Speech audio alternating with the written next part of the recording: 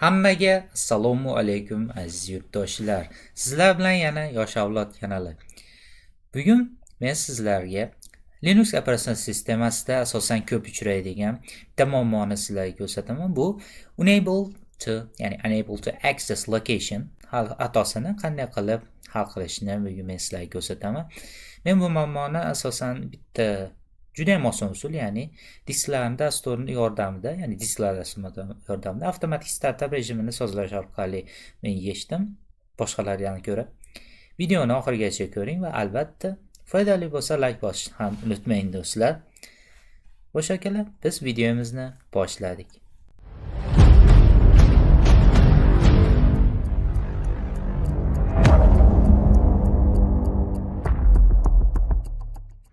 Xo'sh akalar, bu xato aslida tashqi disklar, ya'ni tashqi qurilmalar yoki ichki bo'limlarni ulashda ko'proq xato bo'ladi. Masalan, siz birorta diskni yo bo'lmasa USB flashkani ulaganingizda ulashingiz mumkin, lekin sizlarda shu ekraningizda unable to access degan, ya'ni ulanishda xato degan xato xabar chiqib keladi.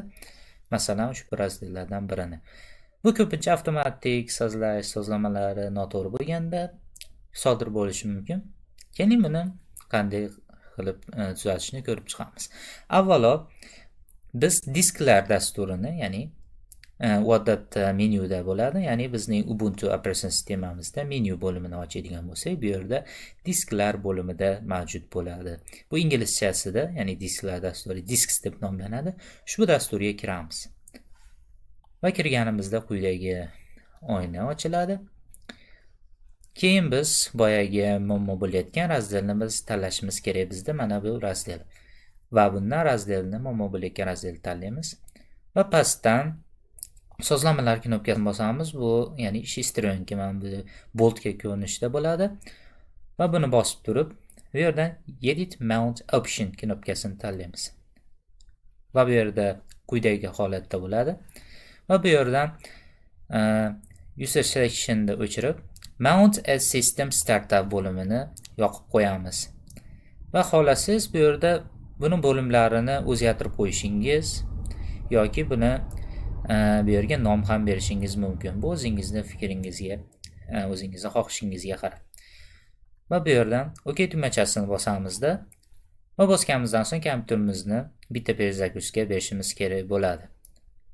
Va berganimizdan so'ng biz natijani tekshirib ko'radigan bo'lsak, men avvalo buni oldinroq qilib bo'lganman va bu yerda bizning barcha muammolarimiz hal qilinadi. Hech qanday muammo yo'q bo'ladi do'stlar.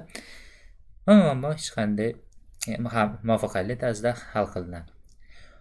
Xullas akalar, videom shulardan iborat edi. Bu usul bilan sizlar bemalol o'sha unable to access location muammosini bemalol hal qilishingiz mumkin bo'ladi.